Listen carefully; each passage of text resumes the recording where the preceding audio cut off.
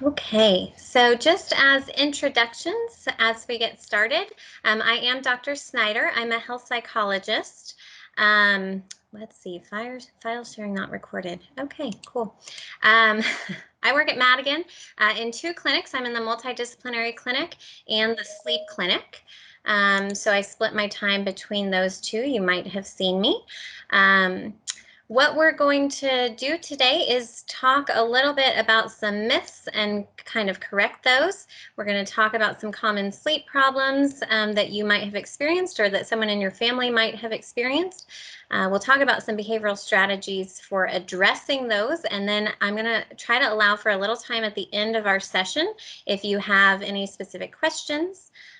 We can hopefully go over that. So like I mentioned a couple minutes ago, I heard that there have been some issues with the chat if folks don't have an account. So if you do have a question and you want to use the hand icon to raise your hand, I can unmute you. I think you should be able to unmute yourself. Please maybe let me know before you do that so that we're not talking over each other, and we'll go from there. So we'll go ahead and get started. All right, first I have to acknowledge the real sleep experts in my household. I've got these two that can sleep just about anywhere. So I consulted them with everything we're going to talk about today and they approve. So we've got that going for us. All right, and just some business sides of things. The views expressed in this presentation are those of myself and do not necessarily reflect the official policy of the Department of the Army, Defense Health Affairs, or Department of Defense, or the United States government, and I have no financial conflicts of interest to disclose, so I'm not getting any money for this. Okay, also the information that I present today is meant to be educational, so use the information for what it's meant for and always consult your medical team before you make any changes to your medical or health routines. Okay, so I wanted to show you this. When I was given the opportunity to do this presentation, I thought, I wonder how much information people can access. So if you see in 0.5 seconds, Google came up with a very large number of results if you just search for sleep importance.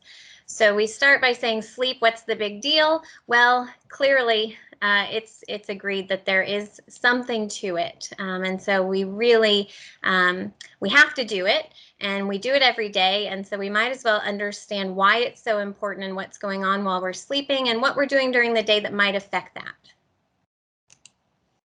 Okay, and the military agrees that sleep is important because it is a part of the performance triad. So if you want more information, I put the website on here, but if you just search performance triad or P3 AMED, you can find out some more information. I saw, from the offerings in this symposium, you're getting information about all three of these, plus other topics.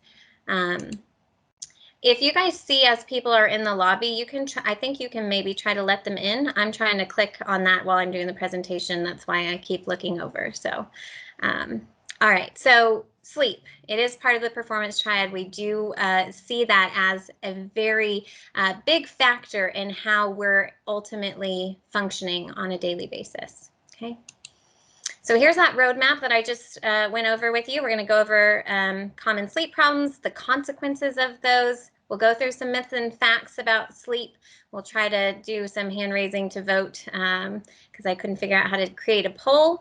Then we'll go through some practical suggestions. Hey, raise of hands. Did everyone get access to the handout that I created? Just a one-page overview of some do's and avoids for sleep. Uh-oh, I'm not seeing any hands raised. Okay, so, I see one. So if you didn't get that, let me know at the end and I can send it out to you. It's a good just shortcut, or if you're able to screenshot, I've got it later in the slides, so I'll let you know when to do that. Okay, so what are some sleep problems?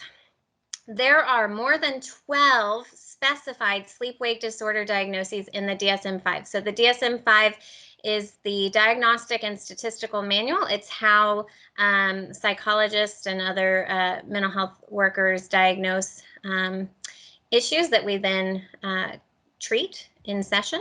So it's important to realize that these are things like insomnia, which you've probably all heard of, but also things like obstructive and central sleep apnea, narcolepsy, REM behavior disorders, things like sleepwalking or night terrors.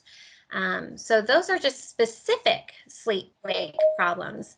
Then we also have other behavioral health diagnoses that have a sleep disruption component to them. So things like PTSD, which you have probably heard of. So people with PTSD oftentimes have nightmares. They might have trouble falling asleep because of like a hypervigilance, so an awareness and over-awareness of their environment, of noises and things like that that might disrupt them. Anxiety, depression, substances can affect our sleep, and many others. So we're not just looking at specific sleep-focused issues, but other issues that might also affect sleep. And then if we go broader, we've got medical diagnoses that have a sleep disruption component. So if anyone's been in pain, you know that that's going to affect your sleep, right? It's either going to make it harder to fall asleep, it might wake you up in the middle of the night and then you can't go back to sleep. It might make you sleepier throughout the day because of the meds you take to treat your pain. Other chronic conditions can affect sleep and breathing and things like that. Okay, and how can those sleep problems present? So when you hear people complaining about their sleep, you might hear any of these. I'm not sleeping enough. I'm sleeping too much. I sleep at the wrong time, right? I can't fall asleep when I want to fall asleep, and then I oversleep my alarm. So these could come from internal factors. So it could be, you know, like I mentioned before, breathing related issues, or they could be from external factors. So, you know, my partner snores, or my kids are kicking me in my sleep because they co-sleep because they're having nightmares. It could be, you know, I'm on deployment and I can't sleep because I'm stressed out, or I just got back from deployment and I can't sleep because I'm still trying to adjust either to the time zone or whatever else is going on. So lots of things can affect sleep.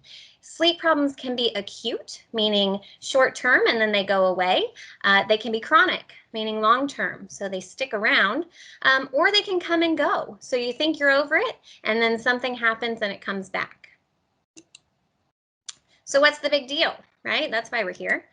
Who hasn't had a bad night of sleep or no sleep at all, right? We all have. I'd ask you to raise your hands, but that would be silly.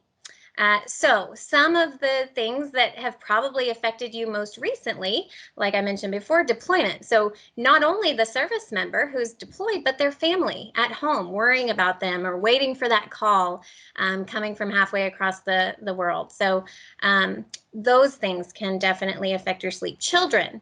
So, you know, just worrying about your kid who just took the car for the first time and isn't home before dark, or, you know, a kid that's sick and throwing up and you're having to stay up all night with them, or just their own poor sleep behaviors.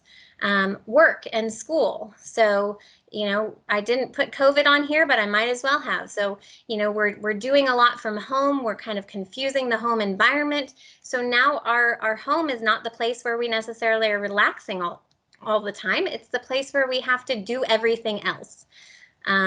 And then we have to stay up and do homework and get those projects done. So that's definitely, sleep is often the first thing that we sacrifice in the interest of trying to be more productive. Okay.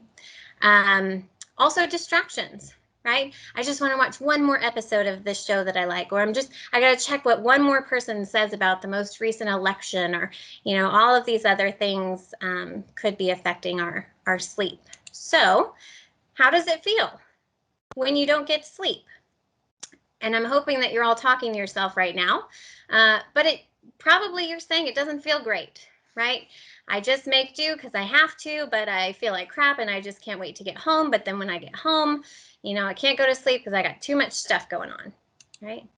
And who does it affect? It's not just you when you don't sleep well. My guess is most of us can identify one person that we've snapped at when we're a little too tired, or one person that we've maybe forgotten or missed something really important just because we weren't thinking clearly.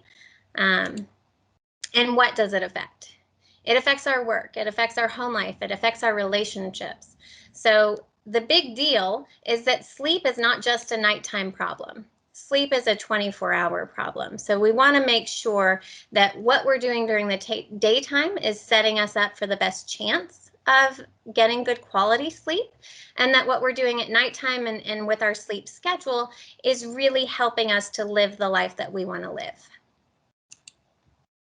Okay, so this is just getting in a little bit more detail from that last slide.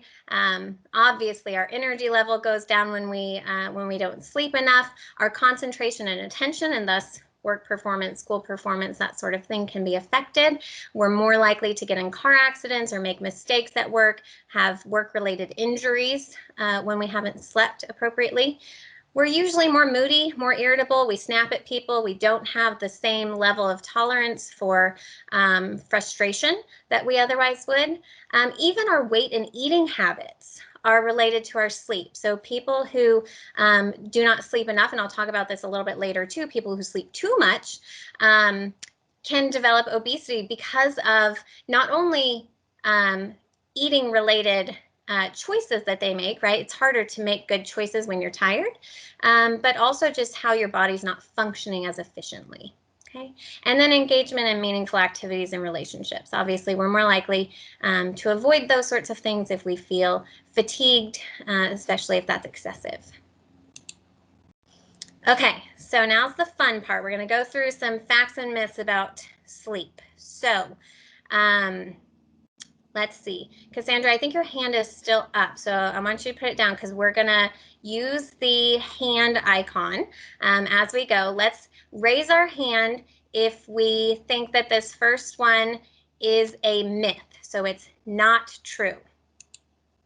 It's okay to get by on only a few hours of sleep. Who thinks that's not true?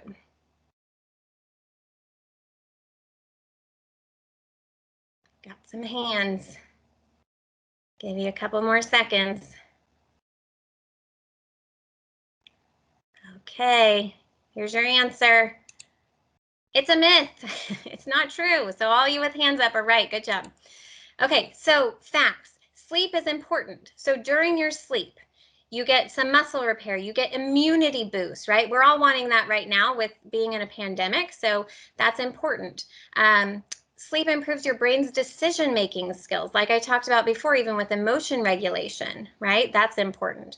And then the amount of sleep that each person needs varies. So this is maybe why those of you who didn't raise your hand, and that's okay. So most adults fall in this range of 7 to 9 hours. So it's not that everybody needs the exact same amount of sleep, but oftentimes if we're saying only a few hours of sleep, we're probably doing ourselves a disservice.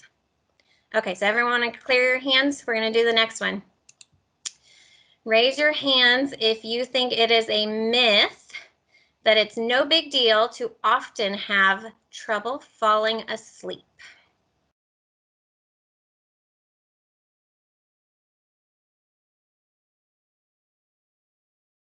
Okay, ready for the answer? It's a myth, so all of you are right. Good job. Okay, so trouble falling asleep is a common issue. The thing that makes this a myth is the word often.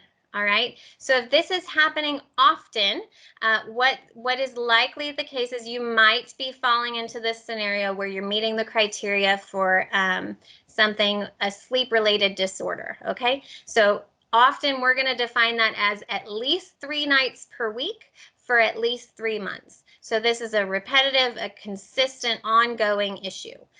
If you have a short-term stressor, I talked about acute problems earlier. If you have something that's going on right now that's stressing you out, like a work project, and you stay up tonight really late, and you get up early tomorrow to do your presentation, and then you're done with it, and you sleep just fine tomorrow night, not a problem, no big deal, right?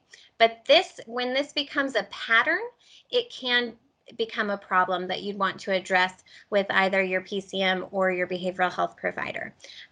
Because, and look at that first bullet, the problem comes in when it disturbs your ability to function during the day. So if you can't engage with your life like you'd like, that's when you probably want to seek extra help. Okay, so some signs to look for, look at the bottom there, decreased work performance, right?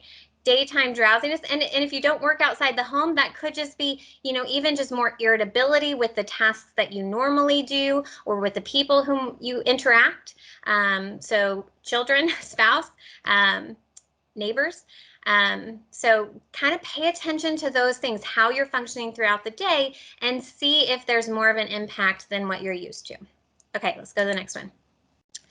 Oh, this is a fun one. So now we're getting into safety, okay? So raise your hand if it's a myth. Lowering the car windows or turning up the air conditioner will help you to stay awake while driving. We all know that we shouldn't drive while drowsy, but if we have to, is this going to save us? Okay, so we got less people saying this is a myth. All right, everyone listen. It is a myth. So those of you who raised your hands, you are right. This is not going to save you. Also not going to save you, so bonus myth, turning up the radio or talking on the phone to somebody as you're driving. It's not enough to keep you safe. So the key takeaway here, the best thing to do if you're feeling sleepy while driving is to pull over. If you have someone else in the car who's not sleepy, trade off drivers, but otherwise take a nap.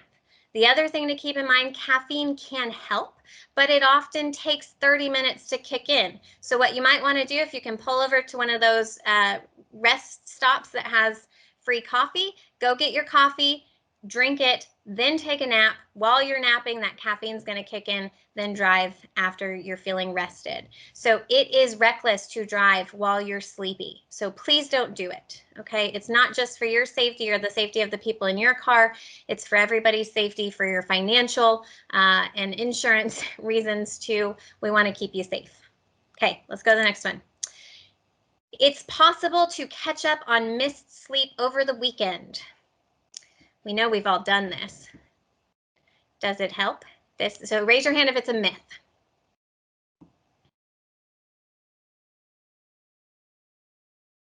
I wish you guys could talk because I think a lot of you already know all of my secrets. It's a partial myth. So the reason I put partial there, it depends on how much sleep you missed, right? So if you've only got a sleep debt of an hour or two, right?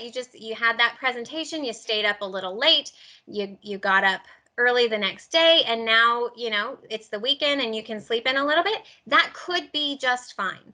But if you've got a long-term ongoing sleep debt over the week where you're sleeping 4 hours a night, but you need 7 hours to feel rested, you're not going to be able to make that up over one weekend, okay? And the longer term you're accumulating what we call that sleep debt, the longer it's going to take you to make up for it. Okay, the other thing that last bullet is talking about, it's a little bit of an off topic, but related, is that sometimes we try to stay in bed extra long to compensate, right? If we're sleepy, if we're not sleeping during that time, we can actually contribute to our problematic sleep-wake pattern. So I'll get into this a little bit later, but the main thing to take away from that is if you have insomnia, don't stay in bed just to be in bed. That's not going to help you. So we'll come back to that, but keep that in mind. Okay. All right. Number 5, watching television or playing on your smartphone will help you fall asleep at night. Raise your hand if it's a myth. So not true. So why are all of you with your hands up playing on your phone at night? I'm making assumptions, just kidding. But yes, you're right, it's a myth. Okay, so not only is the blue light aspect of it a potential problem, right? So we all have heard of this, right? We've seen those cool orange glasses that you can wear, the blue light blockers, and we've all seen on our smartphones that now you can turn on the blue light blocker setting at nighttime, or the night mode, or whatever they call it.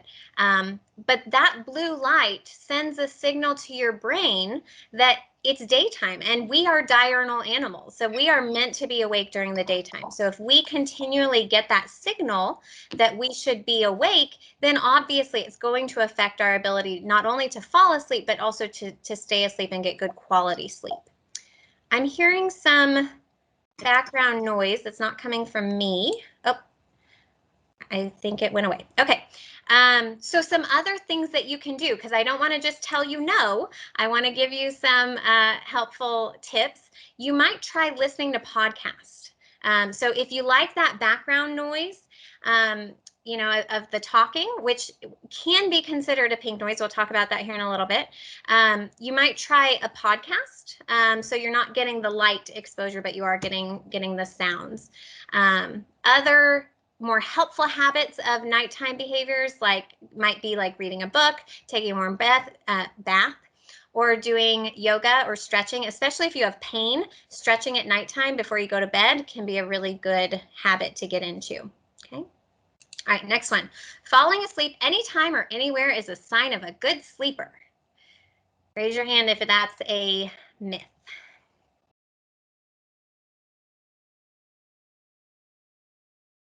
All right, so fewer folks, I think, this time. It's a partial myth.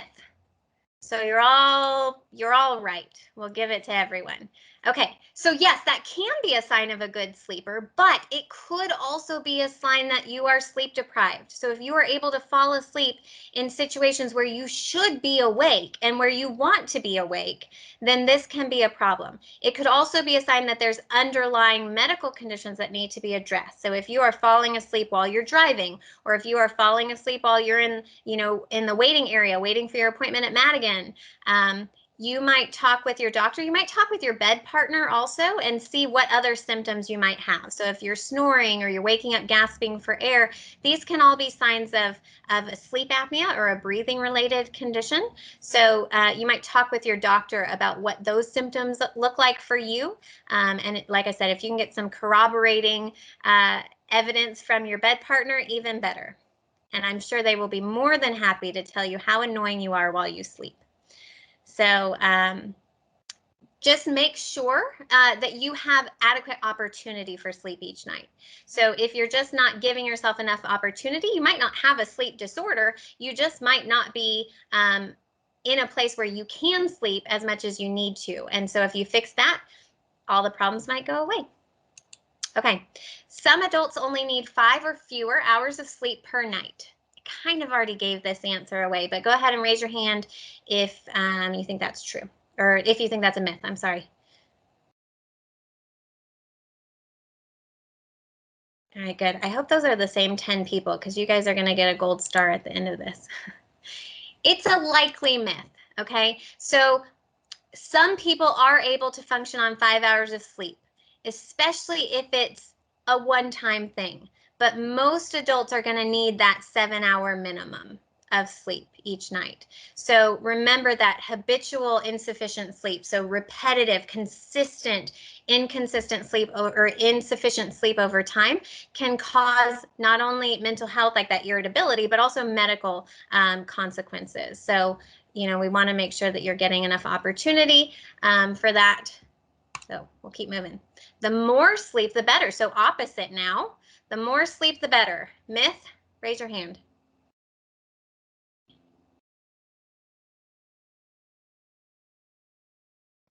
Excellent. We're getting more numbers on this one. Good job, guys. Yes. So up to a point, right? Obviously 7 is probably going to be better than 5, but is 10 better than 8?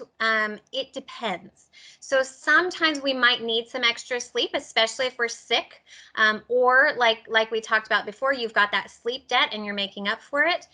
Also, life stage differences come into play here. So if you've got infants or children, you've probably seen how their sleep changes over time, and that's normal.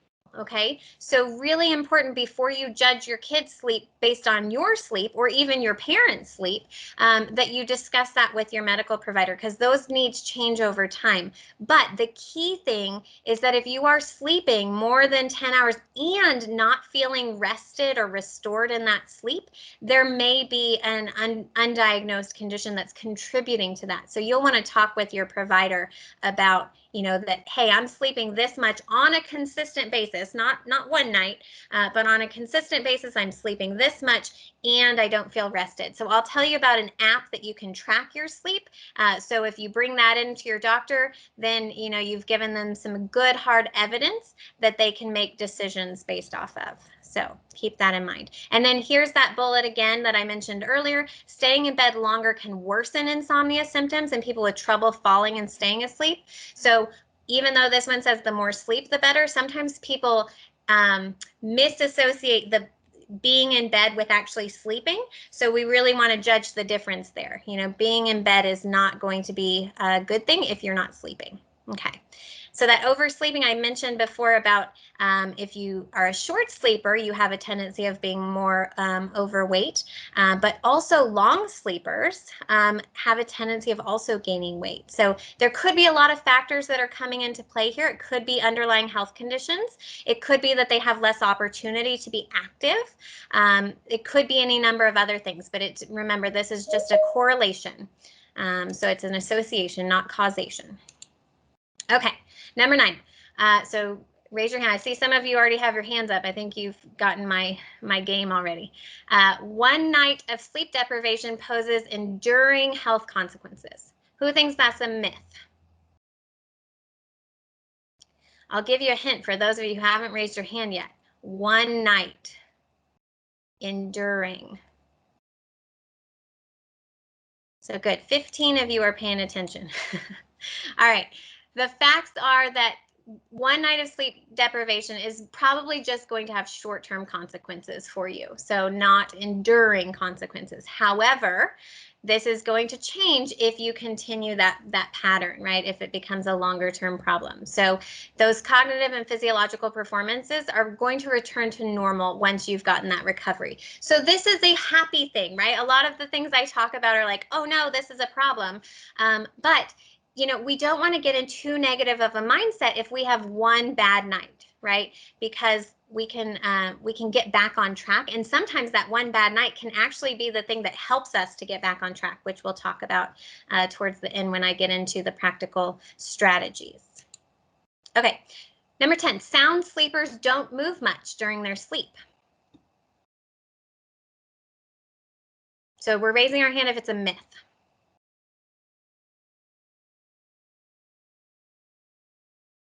Okay, it is a myth. So here's the deal. Occasional movements are normal, right? So the only stage of sleep when you are meant to have muscle paralysis is REM sleep, okay, rapid eye movement sleep. And the reason for that is that we don't want to act out those crazy dreams we're having during REM sleep. So our brain says, hey, body, let's just ignore this, okay? But for the rest of your stages of sleep, even deep sleep, okay, so when you think, you know, oh, I'm getting this real good restorative sleep, you don't have that muscle paralysis. So some movement can happen, okay? So that's not a problem. If you're having really disruptive movements, you know, kicking, thrashing, waking up with the covers all over the place, or your spouse with a black eye, definitely talk to your provider, because there are limb movement disorders that can affect sleep, but some movements would not be a sign of a disorder. Okay, next one. The brain isn't active during sleep. This is my favorite, right? I'm going to go to sleep and shut my brain off. So we're raising our hand if it's a myth. Excellent. Excellent. I love the numbers on this one. You guys are smart. Yes, it is a myth. Okay, so for those of you in here who have had a sleep study, you definitely should have raised your hand, because during your sleep study, they hooked you up with a bunch of electrodes, right, on your head. The reason they did that is that the way that we measure what stage of sleep you're in is by looking at your brain waves. So if your brain wasn't active, we wouldn't have anything to look for. But there are definitely different brain waves that are happening in the different stages of sleep. Like I mentioned before, with deep sleep, we're looking at delta waves. So those are the big, high amplitude, low frequency waves that are happening when your brain's clearing out neurotoxins and kind of recovering from the day. You get a lot of those towards the beginning third of your night, whereas towards the end third of your night, you're getting more of that REM sleep, which looks very different, very lower amplitude sleep than what you might get in other stages. So the fact is your brain is very active during sleep, and that's a good thing. It's got a lot to process. It's doing a lot of learning, memory consolidation, so making connections between neurons as they're firing. Like I said, it's also cleaning out itself, making repairs where it needs to. So we are happy that our brain is active during sleep. Okay, napping during the day helps counteract insomnia. I'm going to go ahead and highlight that last word there.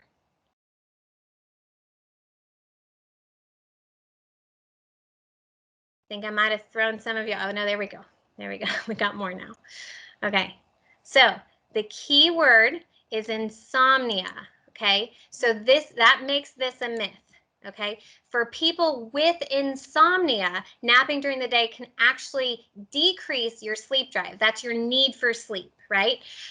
Which then leads to perpetuate the insomnia. It makes it worse, and then we get those health consequences. Okay, so think of it, like I said here, think of it like snacking before your dinner.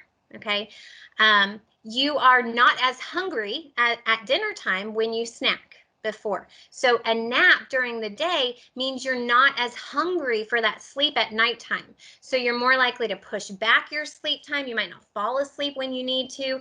Then you might have a shortened opportunity for sleep because you might still have to get up. The Army doesn't care what time you fell asleep. You still have to be at PT at 06. So these sorts of things are going to come into play to kind of create this insidious cycle, right? So when we nap, we can worsen our problems of sleeping at nighttime. However, so the other side of that, in people without insomnia, so if you do not have insomnia and you are sleepy, a nap can help supplement that insufficient sleep debt, right? That sleep debt that you've been creating over time. So what I tell my patients is naps are not inherently evil, okay? I am not against naps. However, we want to use them for good, okay? And so what that means for people with insomnia who maybe have to drive or something like that, we want to do short naps, so 20 to 30 minutes. So that means set an alarm and make it really annoying, right? So that you actually will get up for it. We also want to do them as early in the day as possible, right? Because then we have more opportunity after we get up from that nap and before our bedtime to build up that sleep need again, right? So we've got more time in between our meals to get hungry. So those are the two main things if we are going to nap that we want to pay attention to. Okay, this might be the last one, or there might be one more.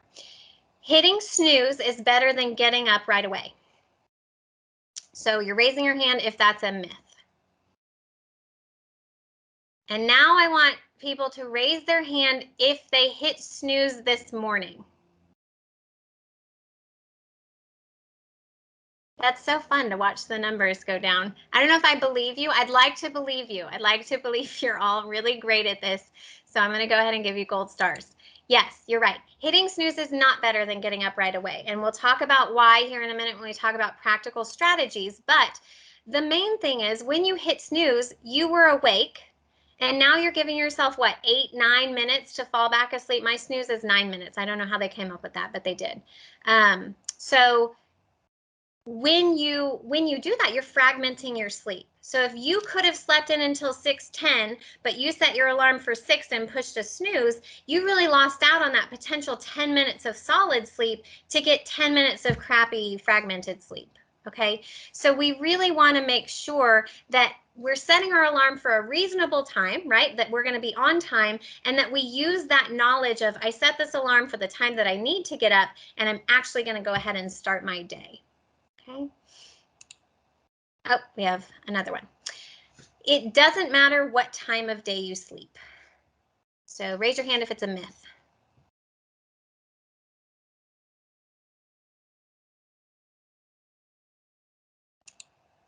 It's a partial myth. So you're all right. We're all winners.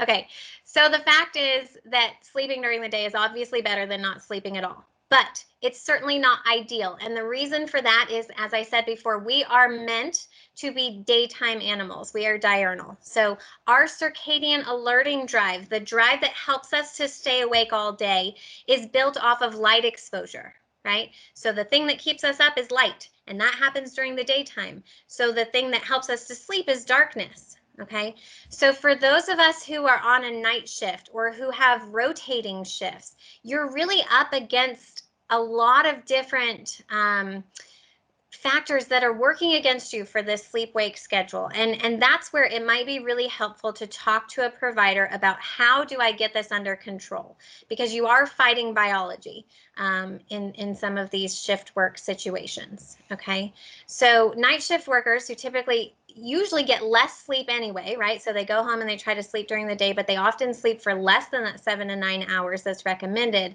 and have lower sleep quality because they're trying to sleep during the day. There might be other people in their household who are making noise, or neighbors who are making noise, or just light coming in the window. Have increased risk of not only mental health issues like depression, but also medical issues like diabetes, breast cancer, and all-cause mortality. So all issues that are related to unhealthiness are increased for these folks. So what we want to do, if we can't fix it, because you don't always get to pick your work schedule, and you don't get to pick when you're on 24-hour duty or when you're in the field and things like that are changing, is to focus on the consistency of your schedule as much as possible. So when you can, be as consistent with your schedule as possible. And when you have to change your schedule, we want to get back to basics, and we'll talk about those here in a minute. But appropriate light exposure during your daytime. So if that's at nighttime, making sure that the lights are on as bright as possible where you're working. And then in your nighttime, which would be normal daytime, making sure you're using blackout curtains or eye masks or things like that to block out that light signal that's telling you should be awake naturally. Okay. Also, you shouldn't switch back and forth if you are on a night shift and you get a day off of work.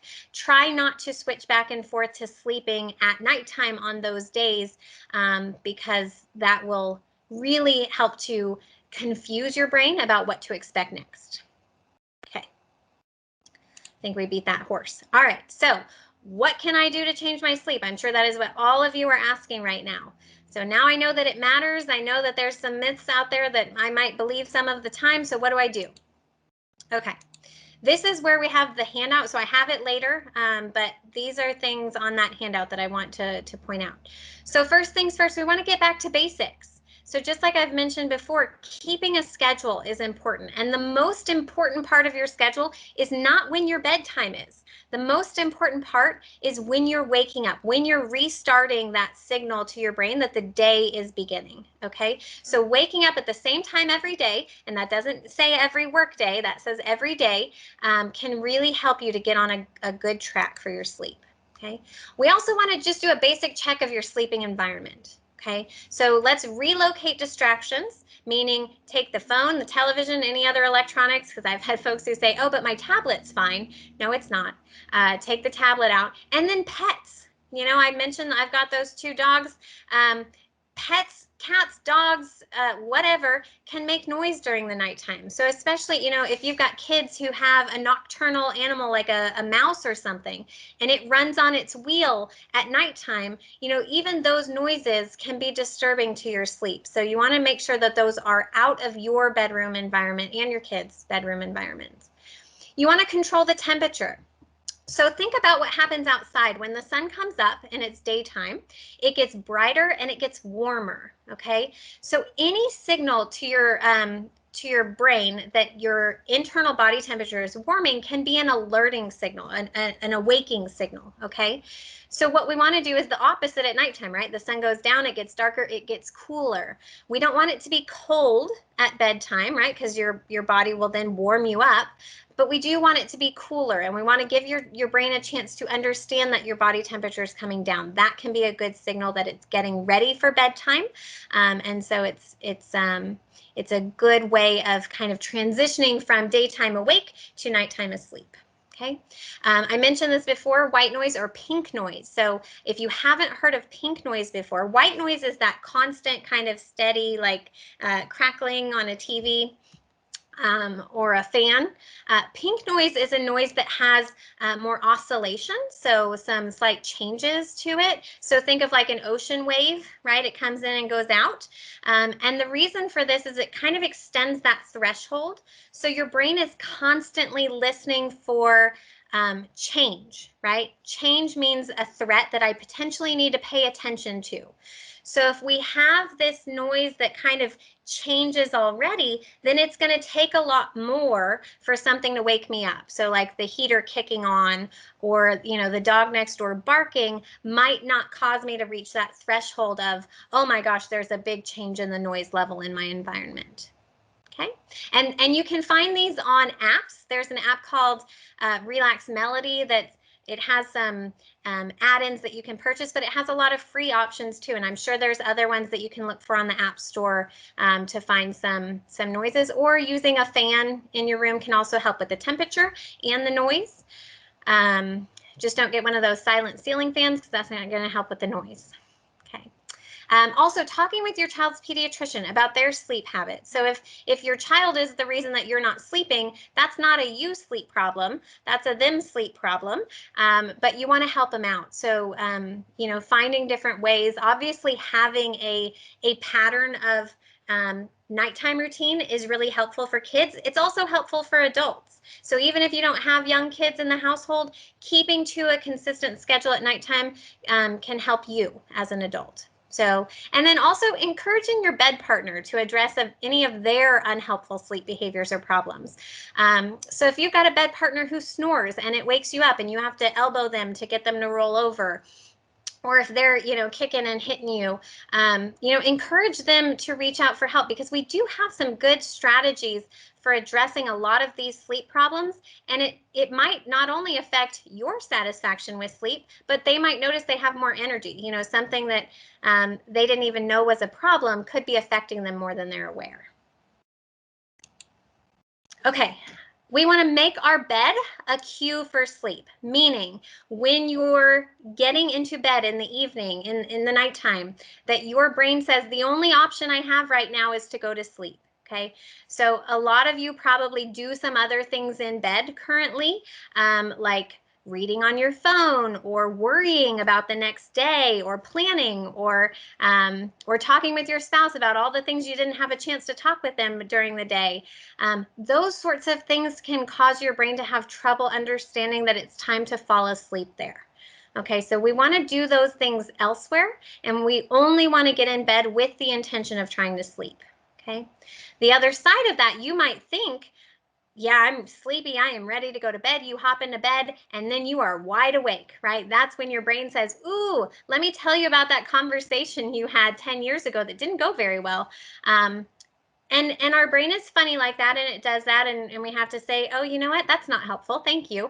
But if you know you're not falling asleep in 20 minutes, go ahead and get up. Find something else to do, something calming, like those activities we talked about before, maybe reading, or even something kind of mindless, like washing the dishes, probably not running the vacuum. Let's not make everyone in the house suffer. But other things like that that are kind of quiet, calming. And then when you notice you're sleepy, so we've all seen it before. Maybe the head nod, eye roll, kind of can't keep my eyes open, sort of sleepy. Then you can go back to bed and try to sleep again. And then we want to make sure that we're also not sleeping or napping in other places. So like the couch. I hear a lot that, oh man, I can fall asleep so easily on the couch in the evening, but as soon as I get up and go to the bedroom, I'm wide awake. And part of that issue is that your brain is now associating the couch as being a safer place to fall asleep, right? Because you don't get up and go to work from the couch, you get up and go to work from your bed. So, so the couch becomes like, oh, this is okay, I can do this. We want to make sure that we break that association so your brain knows the only place you're going to get sleep is in the bedroom. And so try to keep that steady. So notice how much time you're spending in those places that you're most likely to doze. A lot of the more common ones that I hear are the couch, for the evenings, but also cars. So I don't know how many service members we have on here, but at your lunch break, going to your car and taking a quick nap there can become a safer place to sleep. So just make sure that we're trying to break that association. Okay. We also want to keep a positive attitude. So I mentioned before, you know, one night of bad sleep can actually be a good reset for you. So you're going to use that sleep drive, that need for sleep the following night to get back on track. So we're not going to go to bed too early, right? We're not going to overcompensate, but we're going to stay up. We're going to use that alerting drive, so that light exposure throughout the day, to be able to help us get through that crappy day that we know we're going to have. And then we're going to go to bed at bedtime the following night, and we're going to be more likely to need that sleep by that time. And so our brain is going to be more likely to take advantage of it. So we want to keep to our daytime schedule, even if we feel like we had a bad night of sleep. So that exercise activity level is important. We want to know our limits, right? So like I mentioned before, we're not driving while we're sleepy. So if we need to, you know, get another ride or do something different, then that's fine. But don't be overprotective. So don't say, oh man, I had a bad night of sleep. I really can't go for that walk with my neighbor because, you know, I won't be able to keep up, and I don't want to ruin their workout. No, you've got this, right? You've made it through worse, and you've got to talk yourself through that. The best thing you can do that day is to get out and do all those activities, you know, thinking, the physical activities, and then make it through the day. As you've probably noticed, you know, sometimes when you don't feel like working out and then you go work out, you actually get a little bit of an energy boost. So at times when you don't think you can do it, that thing that you don't think you can do might be the thing that really is going to save you. Okay, and then I mentioned this before, so I won't harp on it too much. Using light exposure can help reset that biological drive. So getting yourself out of bed, not pushing that snooze button first thing in the morning, but turning the lights on. Unless your bed partner's not getting up yet, then go to the bathroom and turn the lights on. I don't want to cause any marital issues. So turn the lights on, get up, get moving. That's going to send that signal to your brain, hey, it's daytime. It's not time to be asleep. It's time to go. And that works for your kids too. So don't ease them into the day. You know, get them to turn the lights on in the room when they're getting ready in the morning. It can help them start waking up. Okay, we want to use those sleep aids appropriately. Okay, so sleep medication should really be used as a short-term solution to a temporary problem. Okay, so like I mentioned before, if you've got, you know, an immediate stressor that's causing you to have trouble falling asleep, it's not necessarily a bad thing. And obviously check with your medical providers about trying a sleep aid for a short-term issue. Okay, if you have insomnia, you are probably past the point where a sleep aid should be considered the solution. Okay, that's when you really need to be looking at behavioral strategies to really address the root of the problem, not just the symptoms that night. Okay, and then you also want to be cautious about how that affects you in the morning. So a lot of these medications can have what we call hangover effects. So even though you slept 7 hours with that Ambien or Trazodone or whatever, you feel drowsy in the morning. So what's the point, right? Caffeine in the morning can be helpful, right? It's a stimulant. It can help you get going.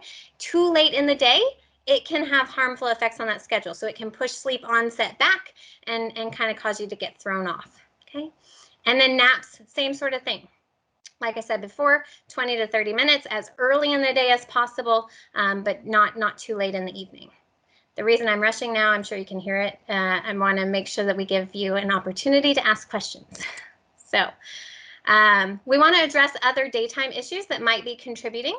So stress. You know, if you've got stress that's not addressed, if you've got relationship troubles or financial issues or other things, you know, childcare issues, those are all coming into play when you lay down to go to bed.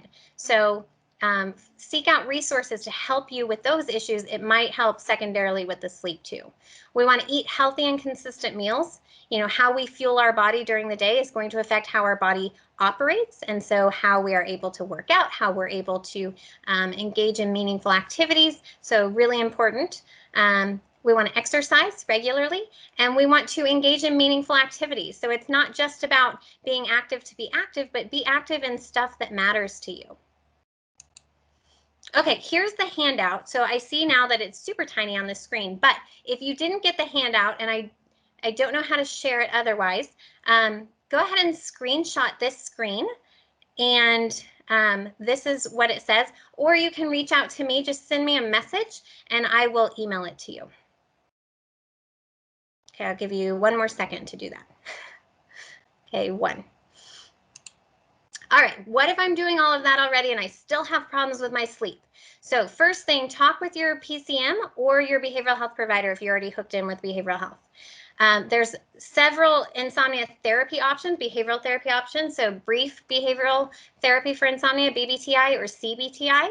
There's treatments for nightmares, CBT, image rehearsal therapy. There's also medications that can help some people, doesn't help everybody. There's breathing related concerns that would require more testing for your doctor to order. So it's not something that would just be diagnosed based on your report. And the interesting thing about that is I get a lot of people who say, oh no, I don't have any breathing issues. And then they come back with a moderate diagnosis. So, you know, check with your bed partner and see if they have any concerns about your sleep too. That might be factoring into your daytime sleepiness if that's what you're having. Okay. All right, so some things to kind of focus on: that loud, disruptive snoring, choking, or coughing, morning headaches, doing things in your sleep that you don't remember. So finding like food wrappers and things like that, or missing food in the kitchen could be a sign of sleep eating. Driving while you're sleeping obviously is a huge problem. So make sure you talk with your providers if any of these are what you're having. Okay, so here's some of the references that I got some of those myths and facts from. All right, so don't be shy. This is my dog covering his face while he's sleeping. What questions do you have? I think if any of you can use the chat box, you could use that, or I think you can unmute yourself. So if you want to raise your hand and then unmute yourself, that way we can hear what you have to say. I see one hand raised, but it might have been raised before. So let me go with KVC Brunson. Can you unmute yourself? Yes, thank you. Perfect. So you talked about being cool at night and don't pile on the blankets. And I actually sleep with a weighted blanket because I'm so cold all the time. And when I ball up in a little ball because I'm so cold, and then my husband throws the blanket on me. So how is it that heat interferes or affects sleep? And because I find the opposite, I'm so cold, I'm not sleeping. Sure. So obviously that is going to be person dependent. Some people sleep warm. You've seen those commercials for, I think it's for a mattress or something. I sleep warm, but I sleep cold. So there are these personal variants in our temperature control. If you do feel cold at night, obviously, like I said, your body is going to respond to that. It's going to try to warm you up too. So that's not what we want. We don't want you to be cold. So if you are a naturally cold person, do go ahead and use a blanket. That's not going to be a problem. When you might notice it would be a problem is if you're waking up in the middle of the night in like a sweat, right? Or you feel hot. If you're noticing that, that might be a sign that you've got too many blankets on the bed. Or, you know, if you have an adjustable thermostat, you might be able to make the temperature cooler maybe later in the night, so after you've already fallen asleep, and that could help you to stay asleep. And then in the morning, have it start to come up right before you're waking up. And that can help you with that get up and go in the morning. So good question. Yes, that does vary. Some people sleep cold. Go ahead and make sure that you're not so cold that you're going to wake yourself up shivering. Anybody else? We've got a few more minutes. Yes, Megan? Can you unmute yourself, or do I need to do it? Let me see. Okay, can you hear me? Yes. Awesome. Yeah, I was curious in that last slide that you shared to see your doctor if you had morning headaches. I'm just curious what that may indicate, if it's just a lack of sleep or if there's something more to that. So sometimes morning headaches can be associated with a breathing related sleep issue. So if you're not breathing in your sleep, if you're either holding your breath, so like central sleep apnea, or if there's an obstruction in your airway while you're sleeping, you can imagine if this is happening multiple times an hour, that you're going to get a headache from that. So sometimes that's what that can be a sign of. Not necessarily, but if you have multiple symptoms on this list, that could be a sign that your doctor might want to order a sleep study for you just to rule that out. Thank you. You're welcome. Okay, Charles? Hi, can you hear me? I can, yes. Awesome. I just had a quick question. So, however, or actually, it's with regards to sleep paralysis.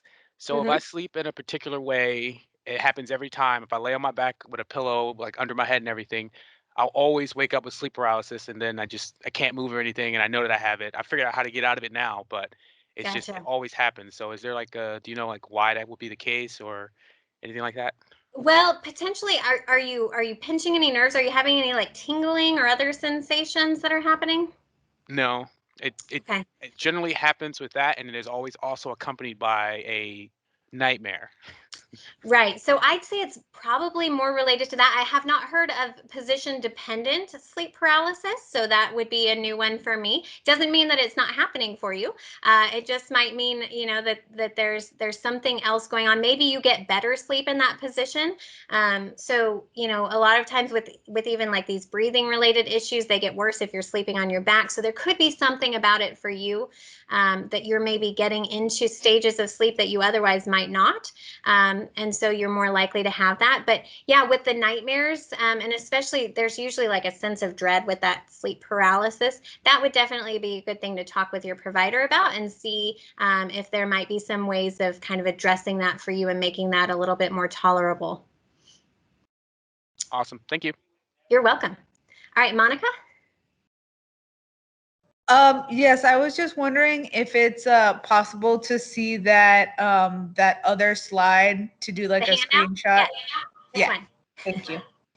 Perfect. Thanks. And I think that it might be included in whatever materials. If not, I'm going to talk to the people who know more about this presentation thing than I do and see if I can't get that sent out to all of you anyway. And then, so I see someone NDT, it looks like the initials, that your hand's been up. I don't know if you had a question to ask, so I want to make sure I give you an opportunity, or if that was just a hand left up from myths. Okay, perfect. Any other questions? We have just a couple of minutes.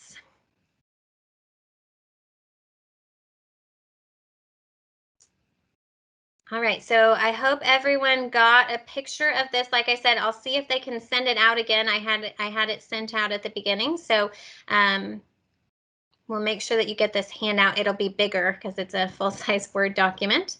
And I want to thank all of you for participating, and please reach out to your providers if you have questions or concerns about anything. Like I said, I was going to mention one thing I didn't say. The app that I was talking about before that you can use to track your sleep before you go in and talk with your provider. So it kind of gives you, a leg up, so they're not like, well, come back in 3 weeks after you've done this. It's called CBTI Coach. So Cognitive Behavioral Therapy for Insomnia, CBTI. You see it on that second sub point under insomnia therapy options. It has a sleep diary option in there. So you're not going to use that to make changes. You're just going to use that to track. So for your own awareness, and then to bring into your medical provider. Like I said, it can help give them some good information about what's been going on, and maybe can get you to a treatment provider more quickly because they'll know what to do. So CBTI Coach, and that's a VA/DoD app, so it's free. There's no in-app purchases or annoying pop-ups like that. So you'll go in there, you'll see the sleep diary, and just every morning you'll put in the information from the night before. So pretty simple, about 30 seconds to a minute. I tell my patients to do that, so it's not a big time commitment either. So, but thank you all for coming. I hope you learned something today. I hope you have some takeaways for things that you might be thinking you might change in your own schedule, and have fun in your next presentation.